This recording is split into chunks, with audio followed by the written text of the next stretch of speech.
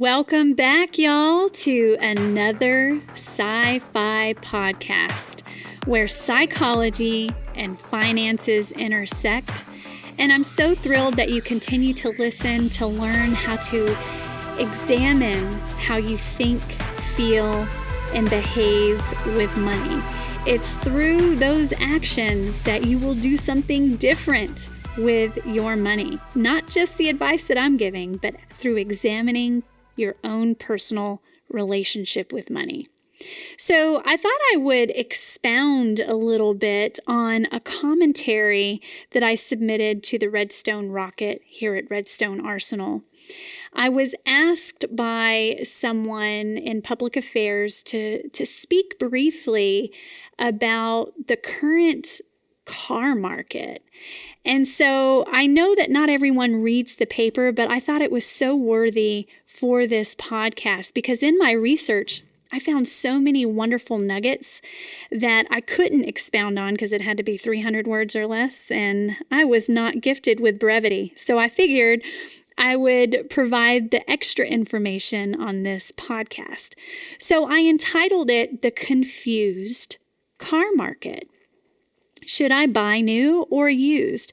And it truly is a confusing car market today because of a lot of issues. Supply and demand.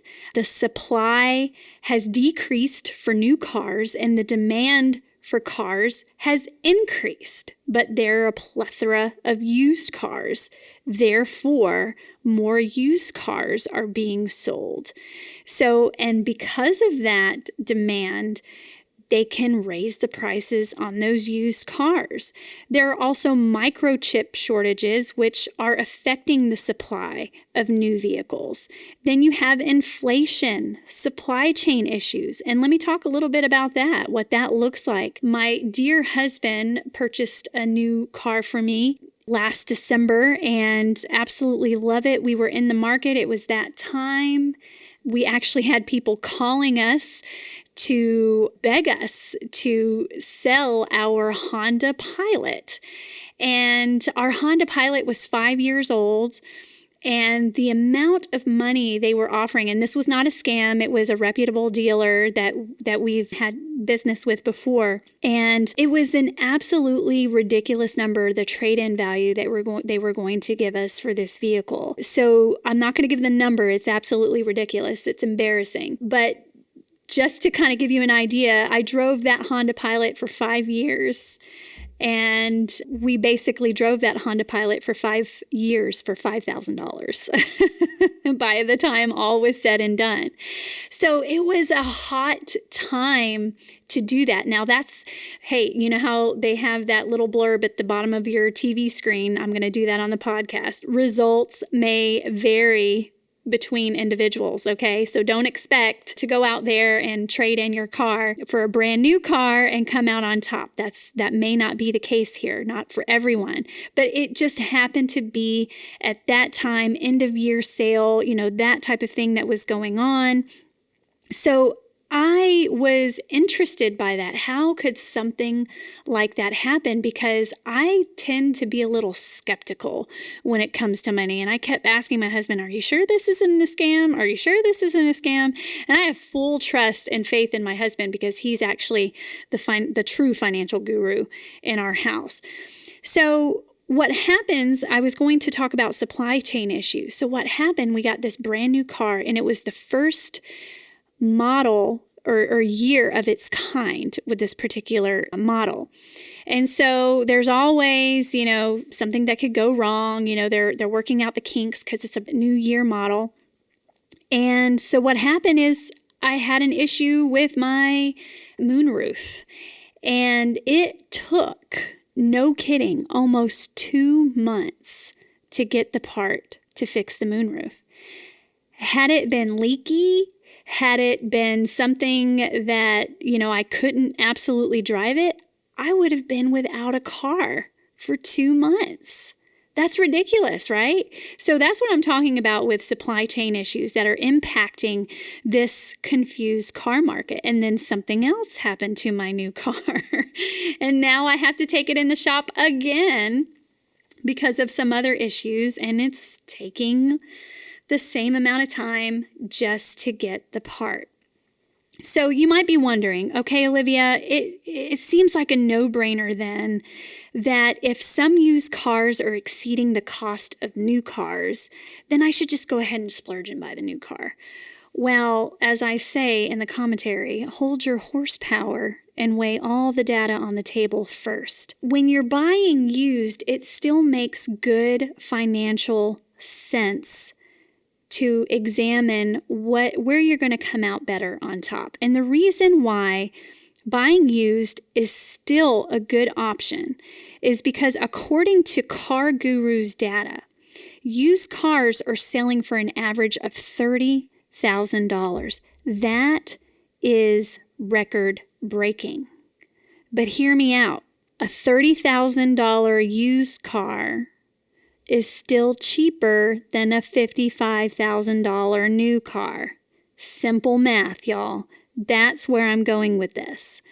Buying used not only adds more value to your down payment, and the reason it does that is because your car depreciates at a much slower rate when it is used. So your down payment stretches further.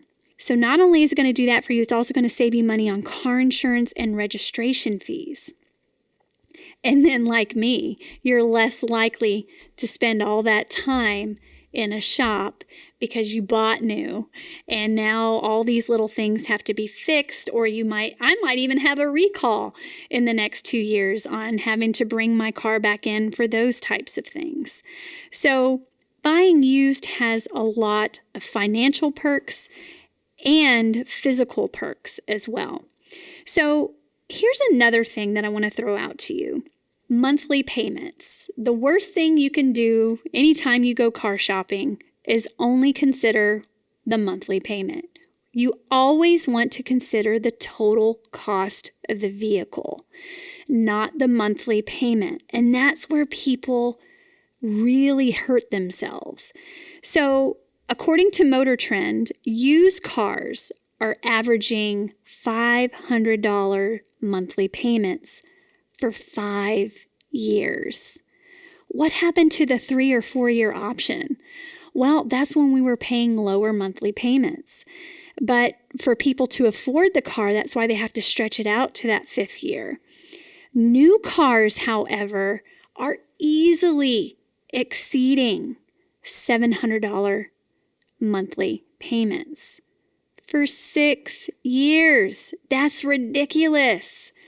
So in my research, as I was moving through this, the average person goes through 13 cars over their lifetime.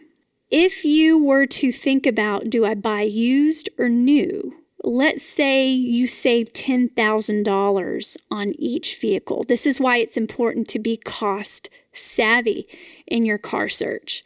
So if you save just $10,000 on each of those 13 cars, that's $130,000 over your lifetime. But you know me, I like to take things a step further. So I went and did some calculations here. So let's say you get your first car at the age of 16, right? And your lifespan, let's say you live until you're 80. So we're going to say 80 minus the age of 16. That gives you 64 years, right? So 64 years divided by 13 cars. My goodness, people, we're getting a new car, or it might even be a used car, every 5 years. Is there a reason for that? Do we have to get a new vehicle every 5 years? What happened to driving a car into the ground? I'll tell you what it is. It's status. People are so concerned about image control that they do not want to be seen driving a car that is older than 5 years old. Isn't that sad?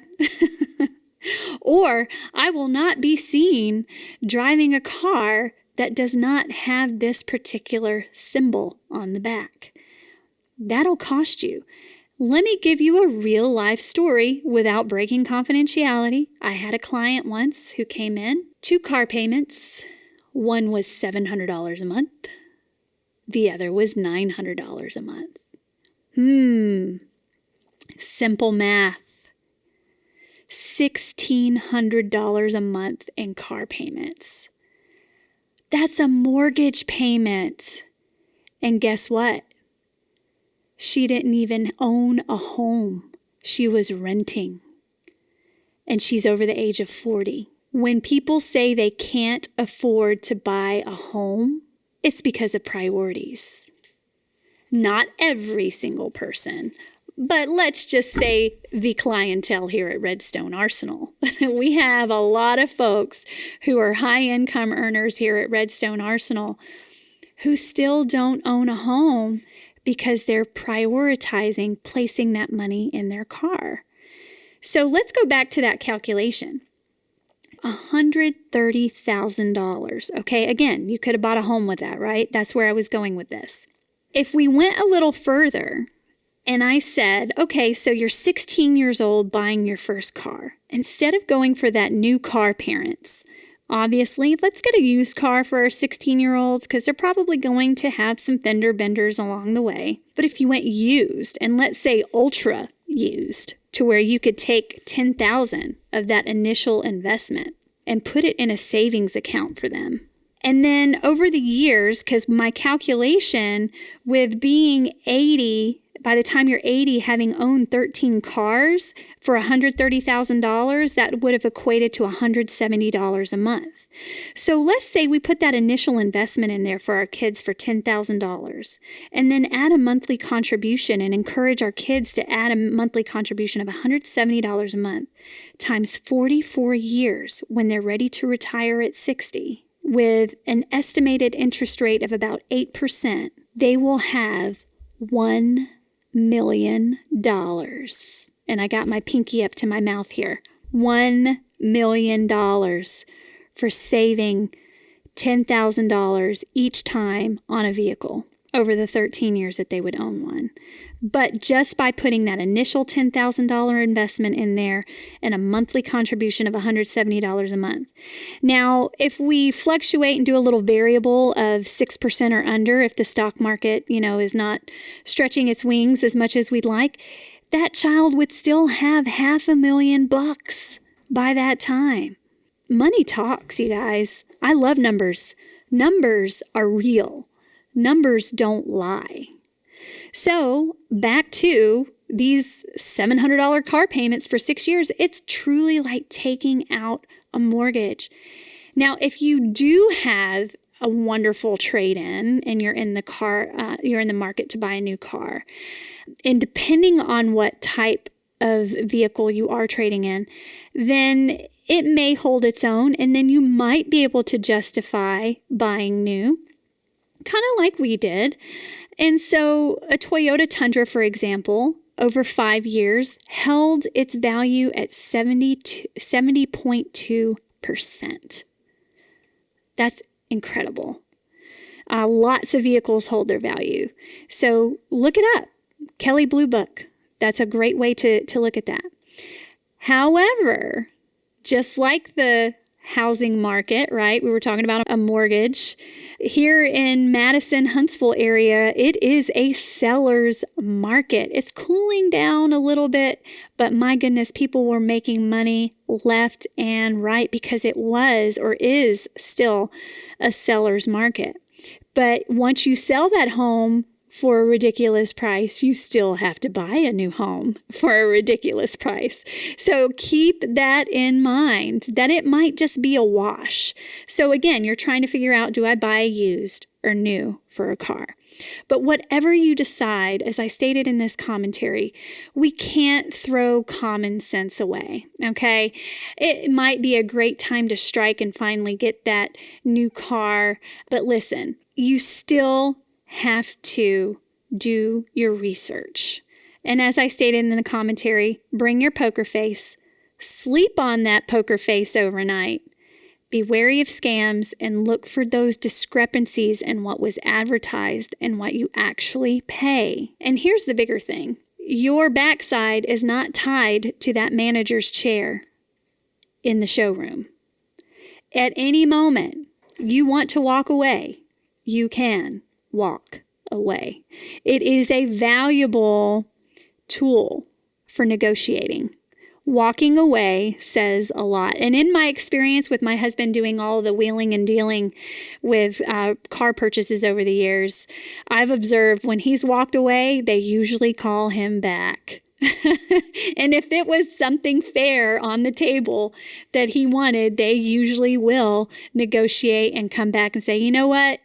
Let's come back in. We're going to give you that. We're going to throw in whatever that was that you were looking for. So, and of course, I wouldn't be Olivia and a good accredited financial counselor if I didn't bring this up. Remember that $30,000 used car versus buying a $55,000 new car? If you bought, let's say you bought the new car at $55,000 at 30 years old. And so you're spending $25,000 more than the used car. If you did some simple compound interest calculations, you could have put that $25,000 over 30 years and made $251,000, okay, with a very conservative interest rate. So you just robbed yourself of $250,000 in going for the new car over the used car. Not saying that it's wrong for you to get the new car, but again, you're trying to make the decision. Do I buy used or new?